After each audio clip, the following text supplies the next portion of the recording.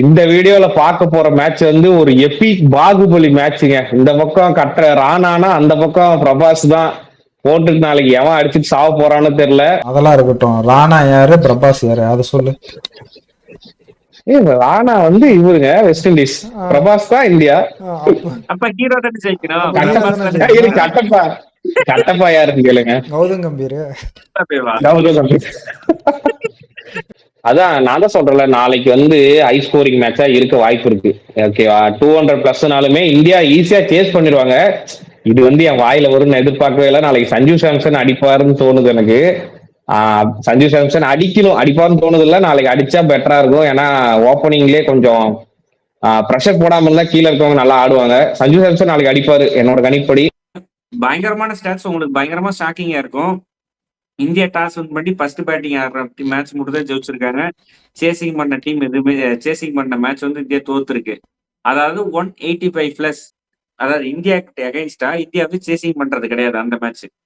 அதாவது அதுக்கு முன்னாடி 150 ரன் பிளஸ் சேசிங் பண்ணும் போதெல்லாம் விராட் கோலி இருந்திருக்கிறாரு. சப்போஸ் நாளைக்கு வந்து வெஸ்ட் இண்டீஸ் ஃபர்ஸ்ட் பேட்டிங் ஆடி ஒரு 150 விடுங்க 200 அடிச்சிட்டாங்கன்னா வச்சுக்கலாம். அப்ப வந்து இந்தியாவுக்கு நம்ம ஃபேவரட் கொடுக்குற மாதிரி அப்ப இந்தியா ஜெயிச்சிருக்கும்னு நினைக்கிறீங்களா?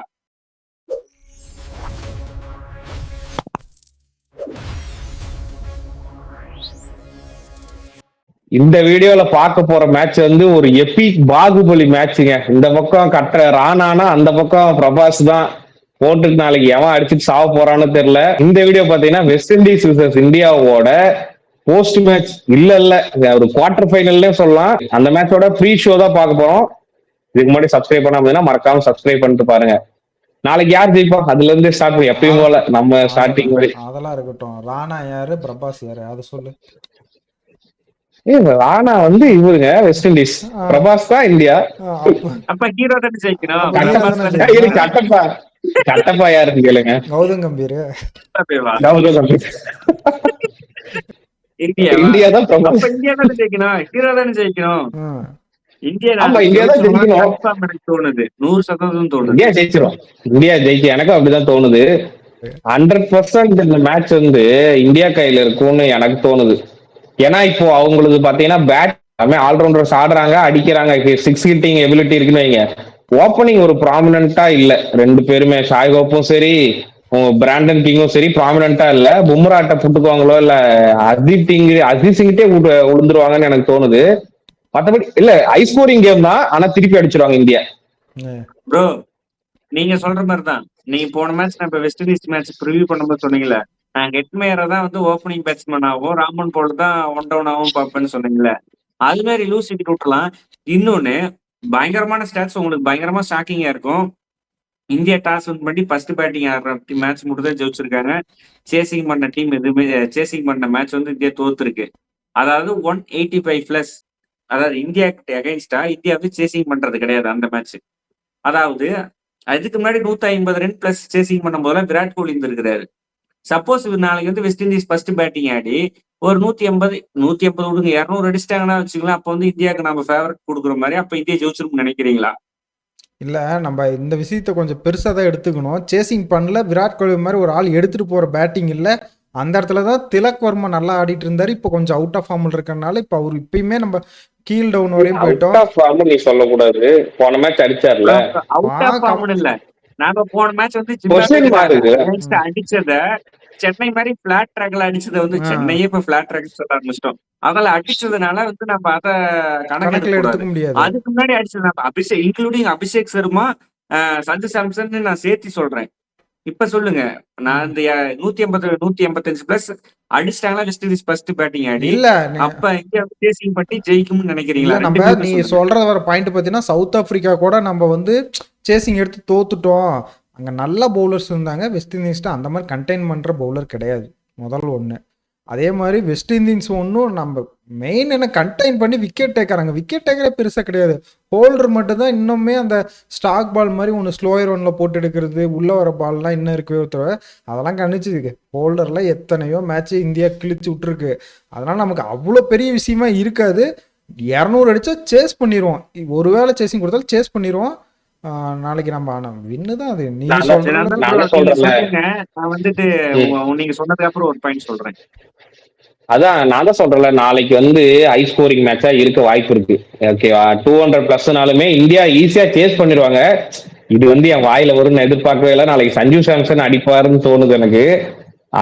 சஞ்சு சாம்சன் அடிப்பாருன்னு தோணுது இல்ல, நாளைக்கு அடிச்சா பெட்டரா இருக்கும். ஏன்னா ஓப்பனிங்லேயே கொஞ்சம் ப்ரெஷர் போடாம இருந்தா கீழே இருக்கவங்க நல்லா ஆடுவாங்க. சஞ்சு சாம்சன் நாளைக்கு அடிப்பாரு என்னோட கணிப்படி.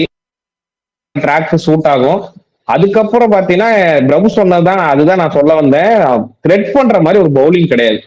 நான் என்ன கேட்டீங்கன்னா அந்த மோட்டி, இன்கேஸ் அகில் ஹுசேன் அகில் ஹுசேன், இவங்க 2 பேர் தவிர, இல்லைன்னா ஹோல்டர் டெத் ஓவர்ஸ்ல இவங்க 3 பேர் தவிர நான் த்ரெட் பண்ற மாதிரி யாரும் பவுலர் சொல்ல மாட்டாதுல. எல்லாத்தையும் அடிச்சிருவாங்கன்னு தோணுது ஈஸியா. சரி, ஓகே. நீங்க 2 பேரும் பாயிண்ட் சொல்லிட்டீங்க. இந்த இந்தியா சவுத் ஆப்பிரிக்கா சீரீஸ்ல இந்தியா ஒரே மேட்ச் தோத்தாங்க, அது சேசிங்ல. இந்தியா நியூசிலாந்து மேட்ச்ல இந்தியா ஒரே மேட்ச் தோத்தாங்க, அது சேசிங்ல பிரச்சனை இருக்கு. பவுலிங் அது எப்படின்லாம் இல்ல. பிச்சு கொஞ்சம் ஸ்லோ ட்ரைனிங் இருந்துச்சுன்னா கூட நாளைக்கு ராஸ்டன் சேஸ கண்டிப்பா ஆடுவாங்க. ராமன் போல உட்கார வச்சுட்டோ, இன்கேஸ் ஆஃப் பிரண்டன் கிங் உட்கார வச்சுட்டு கூட ஆடுவாங்க. நாளைக்கு வந்து அகில் குஷன் ஆடுவாங்க, கன்ஃபார்ம் ஆடுவாங்க. அது டிஃபால்ட்டா முட்டாள்தனம் போனாட்டம் வந்து அகில் குஷனை உட்கார வச்சது. அகில் இந்த குஷன் மேட்ச் உட்கார வைக்க போறாங்க. நல்ல உட்கார வைக்க மாட்டாங்க, வாய்ப்பே இல்ல. மோட்டி பார்க்கலாம். 3 பவுலர் ஆச்சு. ஹோல்டரு, ரொமோரே ஸ்விஃப்ட், இவரு போடு. அப்புறம் மேத்யூ ஃபோர்டு, சமா ஜோசப் இருக்காங்க. பவுலிங் இருக்கு. 20 ஓவர் தானே கண்டைன் பண்றது முக்கியம் இல்லப்பா. வெஸ்ட் இண்டீஸை பொறுத்தவரையிலும் நான் 220 ரன் அடிக்கிறேன், என் பவுலிங் 219 கொடுத்தா போதும்னு நினைக்கிறேன். பவுலிங் அட்டாக் தான் அது. சேசிங் பண்ணா இந்தியா வந்து கேஸ், நாளைக்கு இந்தியா தோத்துருவாங்கன்னு என்னோட கணிப்பு. நீங்க 2 பேரும் அதே சேசிங் மாதிரி இன்னொரு ஸ்டாட் சொல்றேன். இந்த கிரவுண்ட்ல குறிப்பா கொல்கத்தால unbeaten West Indies, unbeaten India. ஓகேங்களா, 2 பேருமே தோத்தது கிடையாது பெருசா லாஸ்ட் நடந்த மேட்ச்லாம். அதே மாதிரி உங்களுக்கு டாப் ஸ்கோரர்ல ஹெட்மேர் இருக்காரு, நம்மளுக்கு டாப் ஸ்கோரர் இஷான் கிஷன் இருக்காரு. அதே மாதிரி நிறைய ஆவரேஜஸும் மேட்ச் ஆகுது. அதனால இந்த மேட்ச் 50-50 மேட்ச் தான். நம்ம இதுக்கு சொன்ன மாதிரி தான், பாகிஸ்தான் சொன்ன மாதிரி 50-50 மேட்ச் தான். ஆனா ஈஸியா இந்தியா நாளைக்கு ஜெயிச்சிரும். எனக்கு அது மட்டும் கொஞ்சம் ஸ்ட்ரகிள் பண்ணாலும் எனக்கு தெரிஞ்சு நாளைக்கு சஞ்சு சாம்சனு, அதுக்கப்புறம் இஷான் கிஷன், அது கீழே வந்து சிவம் துபே, இவங்க 3 பேர் நாளைக்கு பர்ஃபார்ம் பண்ணிட்டாங்கனாலே மேட்ச் ஜெயிச்சிடும். ஏன் இந்த 3 பேர் சொல்றேன்னா, இந்த 3 பேருக்குமே இந்த வெஸ்ட் இண்டீஸ் பவுலிங் அடிக்கக்கூடிய எபிலிட்டி இருக்கும்னு நான் சொல்றேன். இப்போ கீழே ஸ்லோவா போடுற பால் எல்லாம், ஹோல்டர் போடுற பால் எல்லாம் சிவம் துபேவால அடிக்க முடியும். பெருசா ஃபுட் ஒர்க் தேவையில்ல.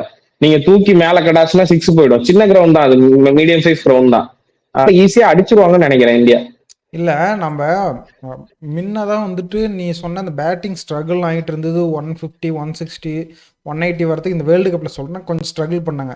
இப்போ பிளான் பண்ணிட்டாங்க, நீ சஞ்சு சாம்சன் போ, எனக்கு நீ பால் சாப்பிடக்கூடாது. 12 பாலுக்கு நீ ஒரு 30, 15 பாலுக்கு 30, நீ உன்னோட ரோல் அதுதான். நீ 50லாம் எனக்கு அடிக்க தேவையில்ல. அடித்தா 30 அடிலாம் டக் அவுட் ஆகிட்டு வந்துக்கிட்டே இரு. மேலே 3 பேர், டாப் 3 பேர்த்துல யாரோ ஒருத்தர் 50 அடித்தா போதும். அந்த மைண்ட் செட் வந்ததையுமே இப்போ டாப்லேயே இவங்க அடிக்க 3 பேருமே ஒரு 70க்கு 70க்கு 3 வந்துட்டா கீழே வரவங்களுக்குலாம் கொஞ்சம் ஈஸியாகிடுது. ஒரு 100 தொட்ட வட்டி அவங்களுக்கு கொஞ்சம் ஈஸியாகி 200 கொஞ்சம் ஈஸியாக அடிக்கிற மாதிரி இருக்குது. அந்த ஸ்ட்ராட்டஜியில் தான் போயிருக்காங்கன்னு நான் நினைக்கிறேன். நம்ம இதுக்கு முன்னாடி நீ சொல்கிற பிச்செலாம் வந்து சேசிங்கில் தோத்துட்டுன்னு சொல்கிறதெல்லாம் பார்த்தீங்கன்னா சவுத் ஆப்பிரிக்கா பிச்சில், இந்தியா பிச்சில் நியூசிலாந்து மேட்ச் ஆடும்போது அது ஒன்று தோத்துருக்கோம். சவுத் ஆப்பிரிக்காவோட இந்தியாவில் நடக்கும்போது ஒரு மேட்ச் தோத்தாங்க. டிகாக் வந்து பயங்கரமா அடிப்பாரு. அந்த மேட்ச் 93 ரன் அடிப்பாரு. அந்த மேட்ச் இந்தியா வந்து சேசிங்ல தோப்பாங்க. நான் அதான் சொல்றேன், சேசிங்ல இந்தியா வந்து கேஸ். உங்களுக்கு வந்து 160க்கு மேல இந்தியா சேசிங் பண்ணதே கிடையாது விராட் கோலி இல்லாம. அதுதான் இப்ப பிரச்சனை. சப்போஸ் டாஸ் வின் பண்ணி ஃபர்ஸ்ட் பேட்டிங் ஆனா, வெஸ்ட் இண்டீஸ் வந்து ஃபர்ஸ்ட் டாஸ் வின் பண்ணி பேட்டிங் ஆடிட்டாங்களா, அப்ப கண்டிப்பா ஒரு பயங்கரமான பிரச்சனை இருக்குது. நீங்க யாருமே வந்து கொஞ்சம் ஈஸியா கடந்து போற மாதிரி எனக்கு தோணுது. இந்தியா அடிச்சுவாங்க, வெஸ்ட் இண்டீஸ் பவுலிங் இல்லாத மாதிரி உங்களுக்கு தோன்ற மாதிரி சொல்ற ஸ்டாட்டிக்ஸ்ல எனக்கு கரெக்ட். இந்தியாவோட பவுலிங்க்கு எதிராக எத்தனை டீம் 160 தாண்டி இருக்கு. நீ சொல்ற ஸ்டாட்டிக் 180 எத்தனை டீம் தாண்டி இருக்கு நீ பார்க்கணும்.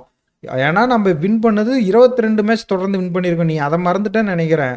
165 அடிக்கிறாலும் சரி, ஓகே. இந்தியா பவுலிங் அட்டாக் செம ஸ்ட்ராங்குங்கிறீங்க. அப்ப வந்து போன ஆட்டம் 87க்கு 7 வெஸ்ட் இண்டீஸ் வந்து சவுத் ஆப்பிரிக்கா கிட்ட 7-8 பேட்டிங் அடிச்சு 177 ரன் கொண்டு வந்தாங்களே. சவுத் ஆப்பிரிக்கா வந்து நம்ம ஜெயிச்ச டீம். அப்படி இருக்கும்போது அவங்க பேட்டிங் ஆடுற நீங்க வீக்னு சொல்ல முடியாத. பேட்டிங் ஆடுற வெஸ்ட் இண்டீஸ் பேட்டிங் ஆடுற நான் வீக்னே சொல்லுவேன். அப்ப இந்தியா பவுலிங் வந்து ஸ்ட்ராங்னு சொல்லும் போது வெஸ்ட் இண்டீஸ் பேட்ஸ்மேன் வந்து அவுட் ஆயிருவாங்கன்னு தான் சொல்றீங்க. இந்தியா கிட்ட வந்து 180 ரன் அடிக்க முடியாதுங்கிற மாதிரி சொல்றீங்களா? நீ ஒரே கன்ஃபியூஸ் நிமிஷம் பண்ணிக்கிறேன்னு நினைக்கிறேன். நீ அந்த மேட்ச் வச்சுட்டீங்கன்னா கூட சவுத் ஆப்பிரிக்கா மேட்ச் எனக்கு தெரிஞ்சு அந்த இடத்துல ஒரு வருண் சக்கரவர்த்தி இருந்தா 2 பேர்த்துல யாரையா ஒருத்தர் எடுத்துருக்க வாய்ப்பு இருக்கு. ஓகேவா? அந்த பார்ட்னர்ஷிப் பிரேக் ஆயிருக்கும் ஈஸியா. அங்க இருந்து விக்கெட் விழுக ஆரம்பிச்சிருக்கும்னு எனக்கு தோணுது. அவங்க கிட்ட ஸ்பின்னர் மகாராஜ் தான் ஸ்ட்ரகிள் பண்ணிட்டு இருந்தாரு. அதனால எனக்கு அந்த மேட்ச் அவங்க அடிச்சிட்டாங்க. நான் வெஸ்ட் இண்டீஸ் பேட்டிங் மொக்கைன்லாம் சொல்ல, அடிப்பாங்க. நான் தான் சொல்றேன், ஹை ஸ்கோரிங் கேம் தான், ஈக்குவல் காம்படிஷனா தான் இருக்கும். இல்ல ப்ரோ, எனக்கு நீங்க சொல்றது ஓகே. வருண் சக்கரவர்த்தி கடைசி 2 ஆட்டமும் உழுகலையே ஒழுங்கா. அது உழுகலன்னு நீ சொல்றது, நான் ஜிம்பாவே ஃபர்ஸ்ட்ல இருந்து சொல்லிட்டு இருக்கேன். அவர் ஸ்பின் நல்லா ஆடுறாங்கன்னு உனக்கு அப்பத்துல இருந்து சொல்றேன். ஏன்னா ஸ்ரீலங்கா மாதிரி பிச்சையே ஆஸ்திரேலியா ஹோம் கிரவுண்டான ஸ்ரீலங்காவே தோக்கடிச்சிட்டு தான் வந்திருக்காங்க. நல்ல ஸ்பின் போட்ட டீம் தான் அதெல்லாம். வருண் சக்கரவர்த்தி உள்ள வர பால்னு அவங்க கணிச்சிருக்காங்க. வெஸ்ட் இண்டீஸ்லாம் அவங்க காட்டு சுத்து பார்ப்பாங்க, பவருக்கு தான் போவாங்க. இப்படி நெகந்தெல்லாம் ஆட மாட்டாங்க அவங்க. அதனால வருண் சக்கரவர்த்தி அவங்களுக்கு கஷ்டம். நான் அன்னைக்கு சொன்னேன் சவுத் ஆப்பிரிக்கா அடிப்பான், ஏன் அடிப்பாங்க கண்டிப்பாக. வருண் சக்கரவர்த்தி சவுத் ஆப்பிரிக்கா அடிச்சிடும் சொன்னால் அடித்தாங்க. ஜிம்பாவே ஸ்பின் ஆடுவாங்க, ஆனால் இவ்வளோ ஈஸியாக ஆடுவாங்க தெரியாது, அடித்தாங்க. ஆனால் வெஸ்ட் இண்டீஸ் கண்டிப்பாக இந்த மாதிரிலாம் இவங்க 2 பேர் ஈஸியாக அந்த மாதிரிலாம் ஆட மாட்டாங்க. வருண் சக்கரவர்த்தி கண்டிப்பாக நாளைக்கு பயங்கரமாக போட்டுருவாரு. நான் இது வேணா சொல்லுவேன். ஏன்னா வெஸ்ட் இண்டீஸ் எல்லாம் இவ்வளோ இதெல்லாம் யோசிச்செல்லாம் அவங்க ஆட மாட்டாங்க. அவங்க நம்புறது பவர். ஒரே இடத்துல நின்று தூக்கி ஸ்டேடியத்தை வெளியே 6 அடிக்க முடியுமான்னு தான் பார்ப்பாங்களே தவிர வருண் சக்கரவர்த்திலாம் நின்று ஆடணும்லாம் பார்க்க மாட்டாங்க. இந்த மேட்ச் அதே மாதிரி எனக்கு ஒரே ஒரு வெஸ்ட் இண்டீஸ் ஒரு த்ரெட் காட்ட முடியும்னா, ஓப்பனர்ஸ் நின்ட்டாங்கன்னு வைங்க, ஒரு 50+ 60+ ஸ்கோர் நின்ட்டாங்கன்னா இந்தியா கஷ்டம். ஏன்னா பின்னாடி உனக்கு தடாலடியா பேட்டிங் இருக்கு, அடிச்சிட்டாங்க ஒரு 260 அடிச்சிட்டாங்கன்னா சேசிங் கஷ்டமாயிடும்.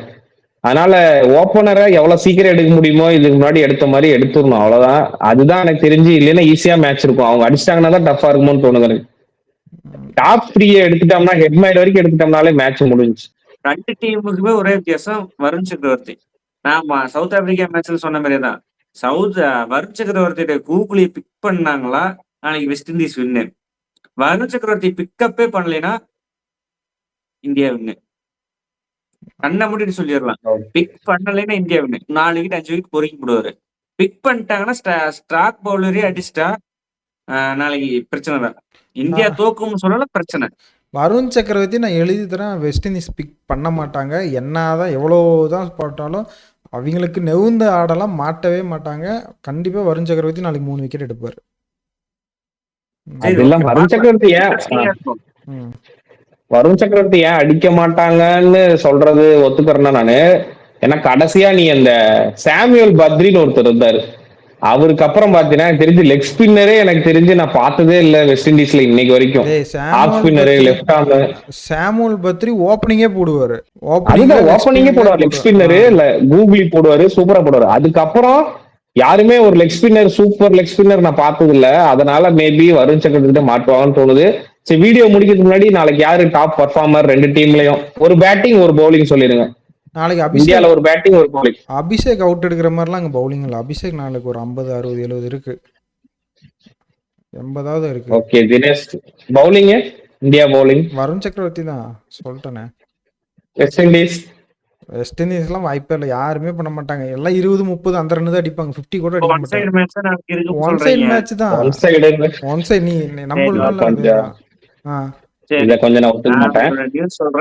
ஏறாதீங்க. நாளைக்கு வெஸ்ட் இண்டீஸ் தான் ஜெயிக்கும் எனக்கு உள் மனசு ஏதோ சொல்லுது.